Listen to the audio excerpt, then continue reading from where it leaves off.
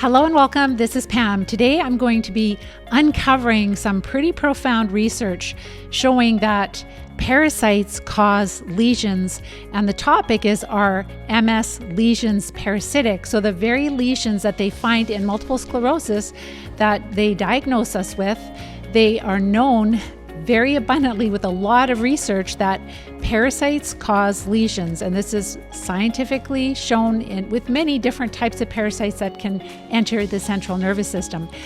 This is very relevant because if MS is actually a parasitic infestation, then treatments will have to change. We will have to treat the root cause. If we haven't met, my name is Pam Bartha, and I'm the author of Become a Wellness Champion and the founder of Live Disease Free. This topic is very near and dear to my heart. I have been speaking from the rooftops about this, how MS is an infectious disease. It is caused by a parasitic infestation. I'm bringing a large amount of research that verifies this. We have many students that have followed the Live Disease Free plan and recovered. And I was just really sharing with my grandchildren today some of the amazing successes, showing the videos that we have on YouTube. Make sure to go and check them out on Live Disease Free YouTube channel, and take some Kleenexes with you because you'll have some happy tears. But so we have people that are recovering. We have all of this mountain of scientific evidence. Why are we stuck in this paradigm of, oh, it's autoimmune disease, we don't know what causes it, there's no cure? It's really, really unfortunate. But I am hoping that as I share this, that you will be helping me to get the word out. So this research, what I'm going to do is I'm going to simplify it so it's not complicated. I also always write a blog post, which you will find on livediseasefree.com. It'll either be like under the blog section, it'll be either Friday or Monday, depending on when we can get it published. But that is where you'll see the references if you want to like confirm these studies that I'm sharing with you. You don't have to really understand a lot of science, but what's really important is just to know what this means. And it's not just for multiple sclerosis, it's also for other chronic diseases also. So I will simplify the science. I'm going to share a bunch of different parasites that have been shown to cause and produce lesions in the central nervous system. And also I'm going to be sharing with you the steps we take to recover, because that's really why we're here, right? We want to get our health and our life back. So I'm going to give you the practical steps that we use, the exact steps that we use to treat or to recover from these parasites, to treat them effectively while following a holistic approach. And these parasites are really the cause of all the inflammation we're dealing with multiple sclerosis and other chronic diseases. And you'll see how it's very easy for them to cause or produce lesions in our central nervous system. This is very, very important because this is how they diagnose us with MS, right? They're looking for lesions in the central nervous system, in the brain and the spinal cord, in specific places. And so we want to understand, what are they, right? We're never told what the lesions are. It's just, oh, the lesions are mysterious. It's mysterious why your immune system is attacking itself for no reason. It's really old, this story, and it's time to move on from it. So this really is important because it will determine how we treat multiple sclerosis and other chronic diseases in the future. So first of all, what is a lesion in the central nervous system? So it is a pocket of inflammation. And I've shared with you on many different events that inflammation is actually the war. So think of inflammation as war. It's your immune system is fighting something. It's fighting an enemy. What is the main job for the immune system? It is to fight infection. It is to protect us from parasites. And a parasite is any microbe that lives inside of us and causes us harm. So there are bacteria that are parasites, and worms and fungi and protozoa. Those are the main categories of parasites. And so our immune system is like, there's inflammation, and it's like, our practitioners are like, we don't know what's causing the inflammation. Like, where does it come from? Oh, it's the immune system is producing the inflammation. Okay, so it's the war. The immune system is fighting something. What does the immune system usually fight? Well, it's fighting your own tissue. Well, can you prove that? No, this is a theory. And that's the whole case, is that it's a theory. But can you prove that your immune system fights parasites and different types of disease-causing bacteria, fungi, worms, and protozoa? Absolutely. That is very, very well documented in science. We're going to common sense. That's the thing, is that everything I'm sharing with you is like, duh, it's like common sense. And why do we have this mysterious disease and mysterious immune system? It's to keep us on this trajectory of using immunosuppressive drugs for the rest of our life. And it's brutal. Like, it's absolutely brutal. I've shared lots of research. I've done a 6-part series video and blog posts on malaria or babesia. It's a protozoa that infects our red blood cells. It has been documented in multiple sclerosis, and even multiple sclerosis has been considered more of a vascular disorder. So this malaria protozoa is going to infect our red blood cells, making them sick. They become sticky, and then they stick together, they clump together, and then they start to plug up very small blood vessels in our brain. So those would be capillary. And so what happens then is, if you have a blockage, you can have a rupture of the blood vessels, then you're going to get a brain bleed. And that's what's been shown in multiple sclerosis. The lesions in MS are always centered around a blood vessel. That is profound. They're always centered around a blood vessel. And not only that, but around the outside edge of the lesion, they find this ring of iron, which makes perfect sense because red blood cells carry iron. And when the blood goes into the brain and the immune system breaks them down, then we have a deposit of iron. This is documented in science, that with multiple sclerosis, around the outside edge of the lesions, there is this deposit, a ring of iron. Where does it come from? Red blood cells that burst into the brain. And the lesions are actually a way of your immune system trying to contain whatever's spilling into your brain from the blood vessel. It is containing it in that area. So it's almost like a cyst kind of thing, but it's a pocket of inflammation, meaning that your immune cells are there and they're fighting. So like when you have a broken blood vessel in your brain, there's going to be immune cells, there's going to be like nutrients, there's going to be waste material, there's going to be all kinds of things that are going into your brain that should not go in. Your blood-brain barrier is compromised. That is significant. And so this is just one parasite that can actually open up the portal for things to enter the brain. And again, the lesions are always centered around a blood vessel, which is really, really important. Before I forget, there's also like Clostridia is a type of bacteria that it produces some really strong toxins, and those toxins are known to compromise or to give us a leaky blood-brain barrier, right? So this is like some of the ways that the parasites are actually entering into our central nervous system. So we know that, again, the lesion in the central nervous system is a pocket of inflammation. Your doctor will say that. The neurologists know that. They don't know what causes it, but we know it's just the immune system is fighting things. So, of course, parasites, but also other things that have entered the central nervous system that shouldn't be there. We have an amazing body, and it's really trying to contain this damage. So lesions are clearly described in scientific studies that many types of parasites cause lesions. So this is like, why don't our doctors know this? Like I'll be sharing the references with you, and you can just literally see tables and you'll see like all these different parasites I'm talking about, and they will document exactly what types of lesions they produce in the central nervous system.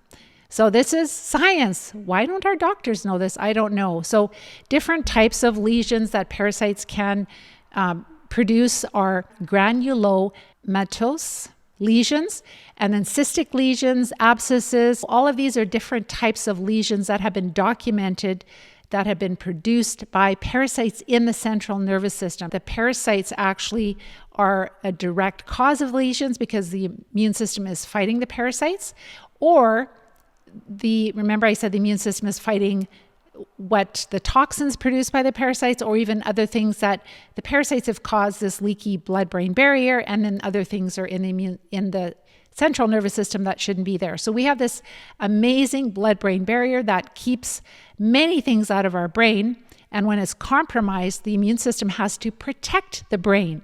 And we need to protect our immune system. Some of the toxins I mentioned, like Clostridia, I've done a talk about this, one of my recent, maybe a year or two, blog posts about Clostridia, how it can produce really significant toxins that disrupt the blood-brain barrier or compromise the blood-brain barrier.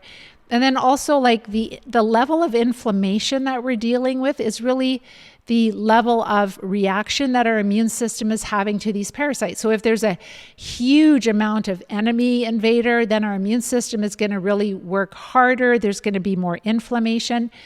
But if there is not a lot of parasites, if it's a smaller amount, then the lesion would not be lit up as active, right? It's going to be less.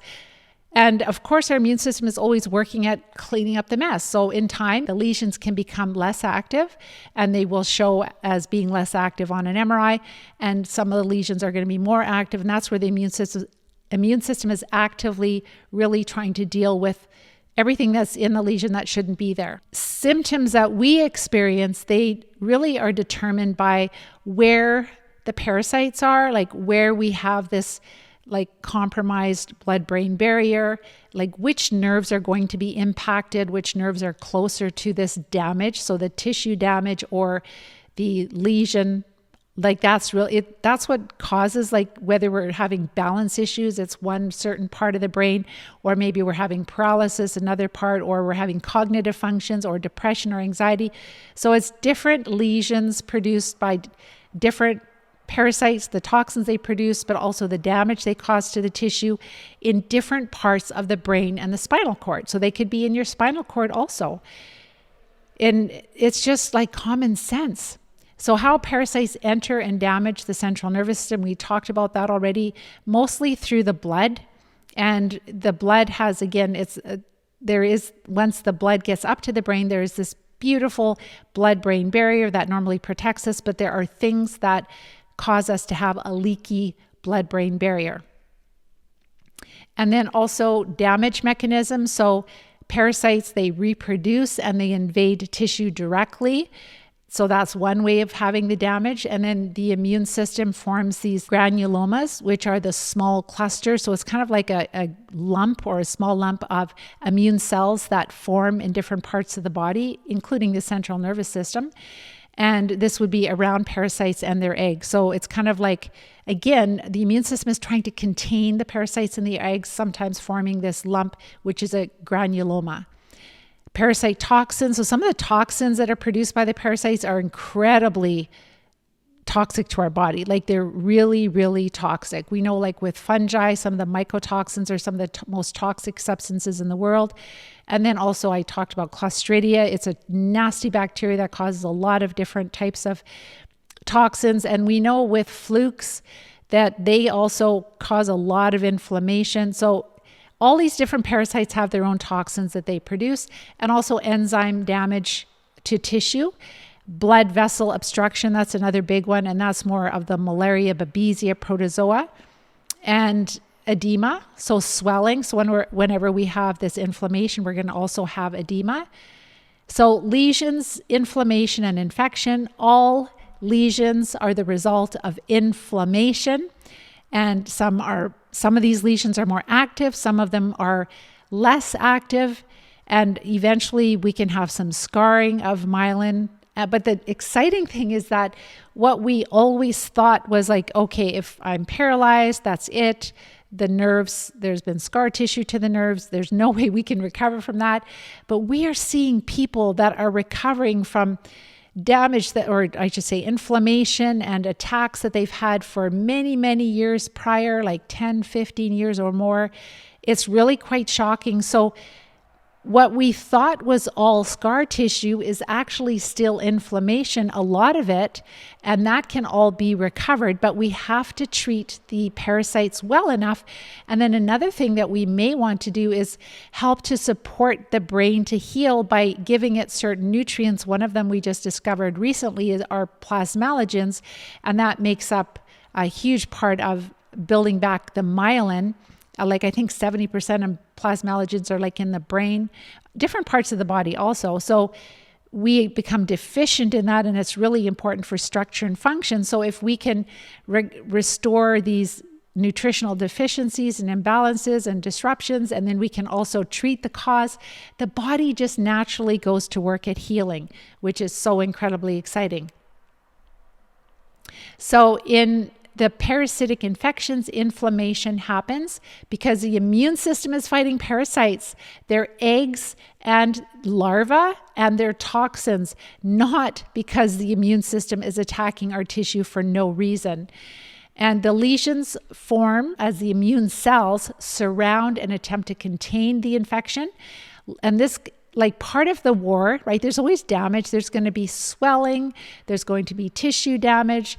And eventually, there, like with the myelin, it could be scarring. But again, there's so much that can recover that we never thought possible. So this whole very simple understanding of what lesions are really helps us to understand the root cause of multiple sclerosis better. It adds to the different parasites that have been found, that I've shared a ton of evidence of the different parasites that have been found in MS.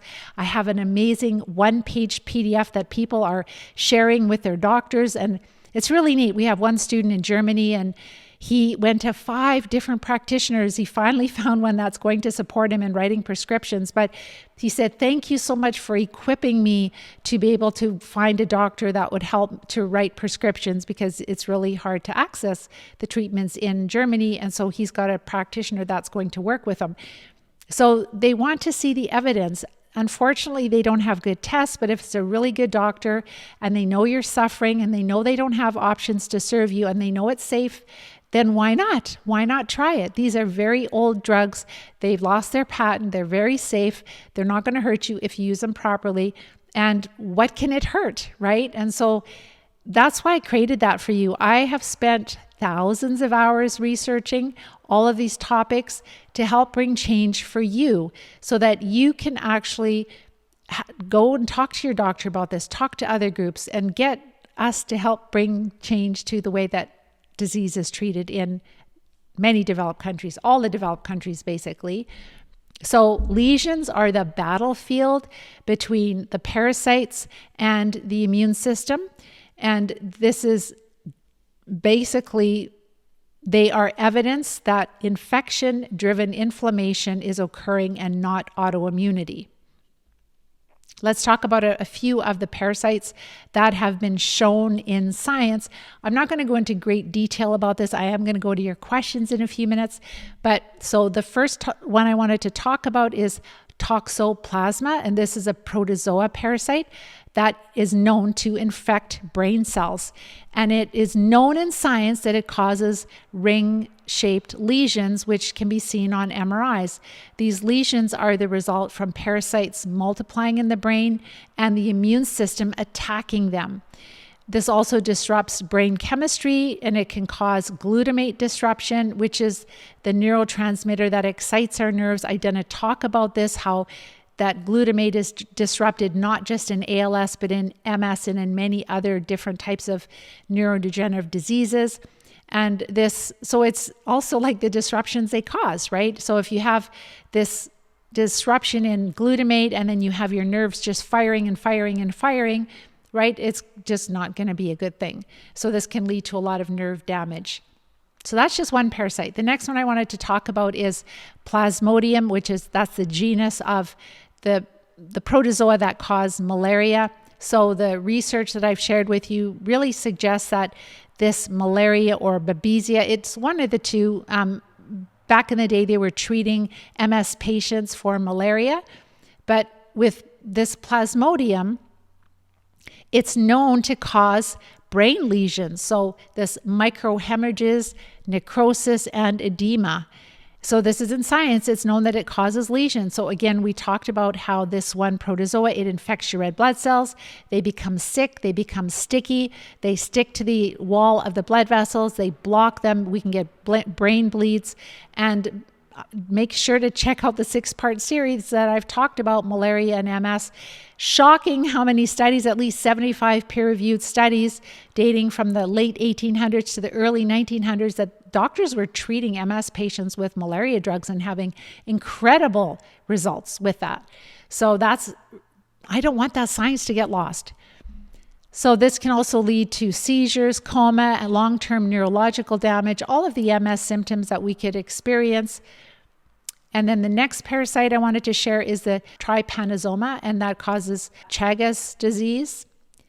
So this parasite will invade neurons and different types of immune cells in the central nervous system, and it produces lesions such as meningoencephalitis, glial nodules, and amastigote nests. We get swelling. Swelling is called edema, neural loss, so damage and loss of function of nerves, and inflammation. There's a couple of different types of amoeba that have been shown in science to cause lesions in the central nervous system. They can cause acute hemorrhagic brain lesions, and also another species can cause chronic ring-enhancing lesions.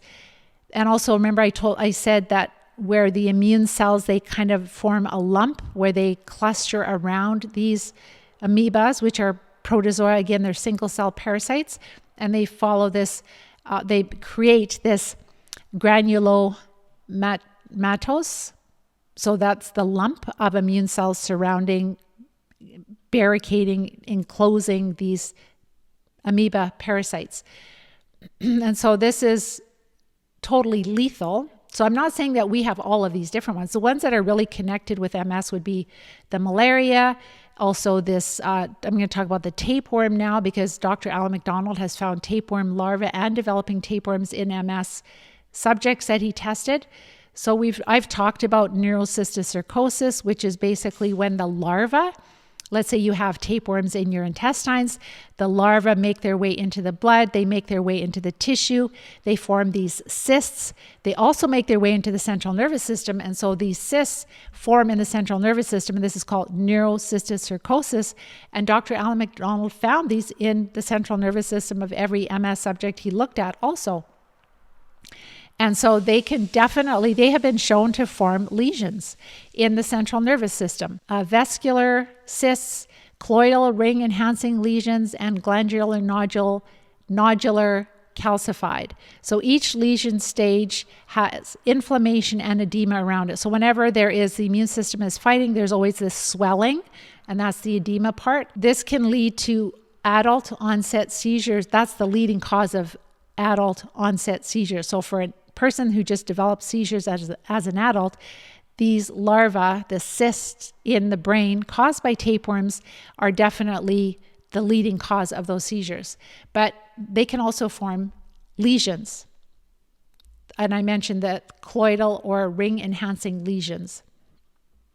Another parasite is I'm not sure if it's Echinococcus or Echinococcus. This creates large cystic lesions in the brain. So the cyst rupture leads to severe inflammatory lesions and possible meningitis. So that one I don't think is extremely common in the developed countries, that one, but shows that this is another parasite we don't know until we start testing.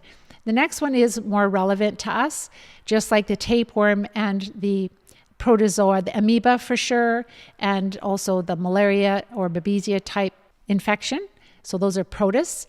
So now we're going to talk about schistosoma, which are blood flukes. And blood flukes are even in our lakes in British Columbia. Like, try to find pictures of real flukes online, and there are none. There's maybe one. It's ridiculous. And our students pass a lot of flukes. So there are smaller flukes, there's bigger flukes, there's blood flukes, there's liver flukes, there's pancreatic fluke or pancreas flukes.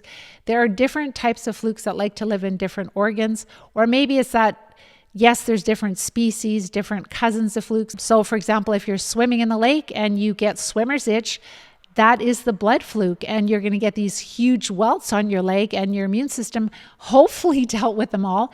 But if they didn't get them all, they get into the blood and they start to set up camp, and they probably head down to the intestines. They start to grow and reproduce, and that's the start of them building their camp inside of us. So just to know that these blood flukes can get into the central nervous system like many of the other parasites. So like a lot of times the bigger worms, they live in the gut, but then the larvae, it's the immature form, they move into our blood vessels, they move into the central nervous system. And so the larvae can cause a lot of problems also. So cerebral schistosomiasis, I should mention, they also are a huge leading cause of the bladder issues because they love to infect I'm not sure if it's the kidney or bladder, but they definitely cause a lot of bladder issues in some people. And so these, again, are those lumps where the immune cells are built up around this parasite. So those are the kind of lesions around the egg and the brain tissue that's infected. And we can have spinal, so that's cerebral, so that's in your brain, schistosomiasis. There's also spinal schistosomiasis, which is known to produce lesions in the central cord causing paralysis. I've even seen research where they find like worms and larvae inside the bone marrow. It's of our spinal cord. It's absolutely crazy. So lesions form as the immune system attacks the parasite eggs and also the larva, and it produces these like lumps where it's like encapsulating these parasites. It's the lung fluke. So that's another type of fluke, and it migrates from the lungs to the brain, and it creates these hemorrhagic and also the granulomatous lesions, tongue twisters, in the temporal and occipital lobes. And the migration leaves tunnels lined with vascular injury. So we have vascular injury, we have these lumps where the immune system are collecting around these little flukes, and they produce these different types of lesions in the central nervous system. Toxocara, which is a dog or cat roundworm. So this would be another one relevant to those of us that have MS or other neurological diseases, especially if we're not in some kind of tropical environment. So they can cause spinal cord lesions and myelitis, sometimes mistaken for MS. So this could be one that's quite common. And there's also, so that was the dog-cat roundworm, but there's also a raccoon roundworm causing widespread white matter lesions. And then also both of these can cause severe neurological disability. These parasites that are the dog or cat roundworm, they are known to cause a lot of neurological damage. They're known that they cause the lesions in the central nervous system. Why aren't we examining the spinal fluid like Dr. Alan McDonald did? Is it that hard? No. Why are we not looking at? Why aren't we looking for, is there any types of possible infections? Dr. Alan McDonald said it was really easy to find. So he went to a brain bank where they kept the remains of people that had MS and they died of multiple sclerosis. And because he's a pathologist, he was able to access that for research purposes. And he said the worms were abundant. So this was people that died and their remains were frozen. The central nervous system was frozen. So he found worms that were mating and in clusters. He found tons of the waste material, larvae, just really simple in the spinal fluid. So why are the researchers not looking to see if there's any possible infections when we know that many different types of parasites cause lesions in the central nervous system? Parasite-induced lesions, they can look identical to multiple sclerosis lesions or plaque on an MRI scan. And lesions, the migrating lesions, the ring-enhancing lesions, and clustered granulomas are really common. Without proper testing, and we probably don't have very good testing for that. I mean, if somebody's dead and you do an autopsy, but right now they're not, if they do a spinal tap, they're not looking for parasites. So without proper testing, patients can be misdiagnosed. And is it a misdiagnosis, or we're calling it this inaccurate label? That's more like what it is. We're calling it MS when it's really a parasitic infestation. So it's not autoimmune. It's not your immune system attacking your tissue. And if that's the case, then it only makes common sense that you should not be using immunosuppressive drugs that will make you weaker. We need our immune system to protect us from infections. So clinical consequences of parasitic lesions. So again, this is in science. They cause, so the The lesions that are known to be caused by parasites, when you look in the scientific literature, they know that they're associated with seizures, with also buildup of the hydrocephalus, so buildup of fluid in the brain and from obstruction of flow. Also paralysis and vision loss and numbness, migraines, chronic pain syndromes, long-term cognitive decline, right? That's huge. I was talking to a lady today and she's like, Pam, I hope we can do this call. I don't know that I can focus. I'm having such a hard time with my brain. Many other studies show that the parasitic brain and spinal cord lesions produce a wide range of neurological symptoms such as spasticity, weakness, poor balance, seizures, headaches, cognitive impairment, and this is both in human and animal models. So how do we diagnose parasitic lesions? So how they're doing it is through MRI, the very same things, CT scans, the very same things they're using for MS. And then also when somebody has passed away, looking at their tissue and also looking at blood to see if there are any changes in their immune cells. So let's say high eosinophils, which is called eosinophilia, and just looking at blood work. So the different treatments when we want to recover, all I can share is that they're really challenging to treat. So the roundworms, the tapeworms, the flukes, by the time we have a diagnosis of multiple sclerosis or some other disease, we have hundreds of worms inside of us. Yes, hundreds.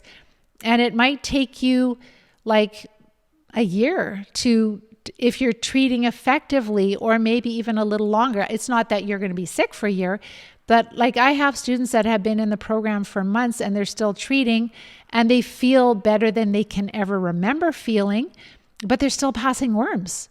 Not as many, like it becomes less and less and less, and we are going to get better. And we do cycles, right? We're treating the big worms, the protozoa, then we're hitting fungus, then we're treating the small bacteria and protozoa, and we're doing cycles. But so this is where, as I continue to research, what we have found for sure is that using parasite drugs with oxygen therapies, with herbs, plus doing all the prep work before we start treating, that's what really helps us to recover so much more quickly. So although we might be passing the odd worm yet, we're like by the time people don't have the neurological symptoms, they're probably like an average person who still has some worms. I think all of us have parasites. Maybe not a newborn baby, but after a few years living on planet Earth, we all have a few parasites. If you have a very small number, it's not going to impact you. But if you have hundreds of worms, and it's also the parasites they contain, they're infecting us with Borrelia, they're infecting us with all kinds of different small parasites. And so that really makes us sick. So your treatment plan is going to be individualized to you. It is going to require oxygen therapies and also parasite drugs you energy test well for. Hopefully someday we'll have better parasite DNA tests. If you're treating roundworms, that will require different types of parasite drugs versus tapeworms versus flukes. But I've talked about some of them. So there's albendazole, there's mebendazole, there's praziquantel, there's Alinea, parental palmitoate, niclosamide, tinidazole, nitazoxanide, I think I shared Alinea. There are many different parasite drugs. There's also triclobendazole. So again, it really depends. And our students have found that combining, let's say, 3 or 4 parasite drugs together is going to be a better killing effect than just using a single parasite drug. They're not that effective. They're not that helpful. I don't encourage spinal taps because they're very invasive. They could introduce infection into your central nervous system. But if they are doing one and you have okayed it, could you imagine if they kept your spinal fluid and then you could take it to a pathologist and have it examined? Isn't it interesting that our doctors are not allowed to look under a microscope? They don't have, they're kept so busy and that's taken away from them. So they just put it to the lab and whatever the lab gives them, and that is just so wrong too. It's totally wrong. Just the way that our practitioners have to practice in developed countries. Keeps this whole system going. So parasites have been proven to create lesions in the central nervous system, many different types of lesions and many different types of parasites cause lesions. This is proven in science, in not one paper, but multiple papers. So why are we saying we don't know what causes lesions when the scientific evidence shows that lesions are caused by parasites? And then as we treat these parasites, what our students are finding is that the inflammation subsides. The parasites that cause this inflammation are gone. The immune system doesn't have to work. The lesions heal over. They're not active. They completely heal. And people have restored health. So the key takeaway is, again, that MS is not a mystery. It is not our immune system attacking our tissue for no reason. There is a war going on. There is inflammation. Our immune system is doing its job. It is treating the infections that cause the symptoms that we're dealing with in multiple sclerosis. And I've shared tons of research showing the different types of parasites we have. So I mentioned a few that are that cause lesions here, but that have been linked to MS. So those would include different types of flukes and also the roundworms and also tapeworms. So those are really, and the big one is the malaria. So the protist, it's either Babesia malaria or something similar that infects red blood cells. So those are documented in multiple sclerosis patients, and they're documented that those parasites produce lesions. And so these lesions, they don't mimic MS. They cause the symptoms we have in MS. All right, so it's very important that we share this information with groups, with family members. Actually, there's a lady that I spoke to today. I had a call with her, and she's becoming a wellness champion. And she's like, it's so great. Like, I believe that it's by the grace of God we're doing this work. It's by the grace of God. I've been alive 35 years recovering from these infections, and that we've had so many people recover. And so she found us, like, she was suffering so badly that she was like, I just don't think I can live any longer. And she was praying like, Lord, and we've had several students share this, like, please take me. I can't live like this. It's just, she couldn't even focus. Like, she's like, Pam, I couldn't even hardly fill the form out. I don't know how I'm going to be able to communicate with you on this call with you. I'm really concerned.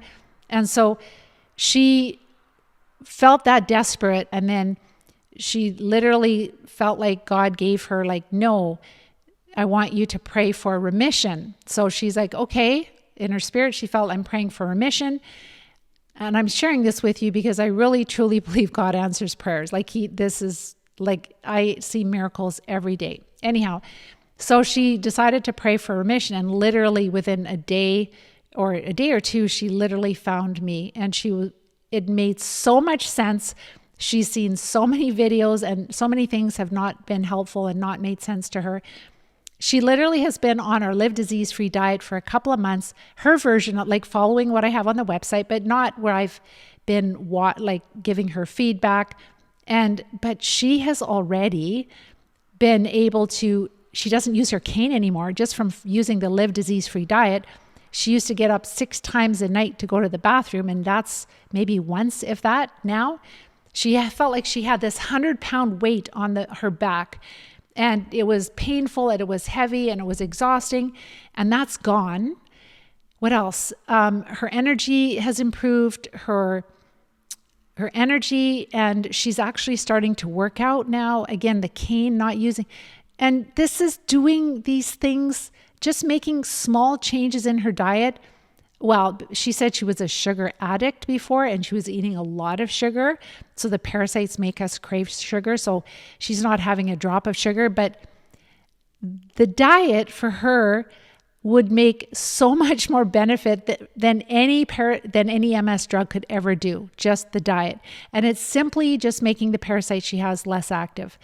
And she's had a lot of gut issues. She's had a lot of bowel issues. Like, she has all of the telltale signs of multiple sclerosis.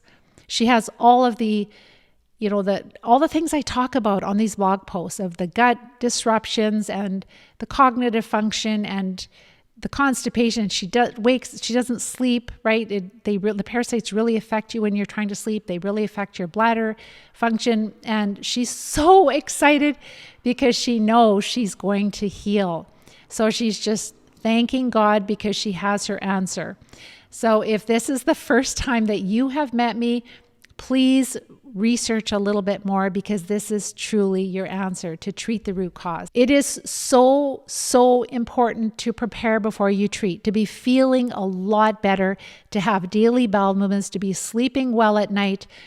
When you are feeling that much better, like that one lady too, just with the diet, like she's not getting up through the night. Like she was getting up 6 times throughout the night, and now it's sleeping she still needs to use a sleep aid because the parasites aren't letting her sleep at night.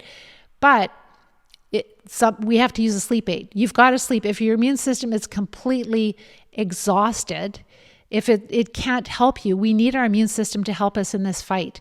So we need to be having enough sleep. We need to have daily bowel movements so that when the worms die, that they're coming out daily. So we're not reabsorbing their toxins, their parasites.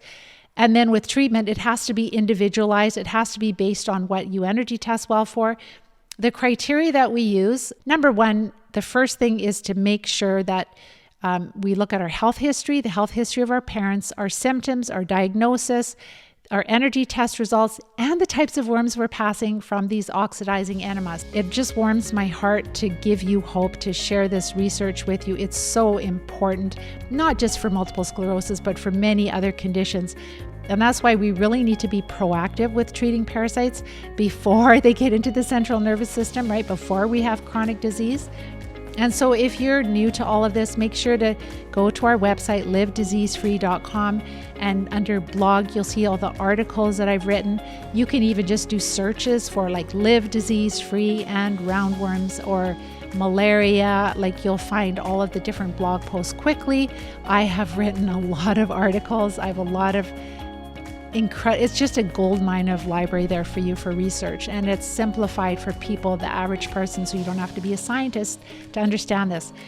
But you're going to get to a place where you're like, thank you, Pam, I get it, I have parasites, I want them out tomorrow, like as soon as possible. I need a plan, I need support.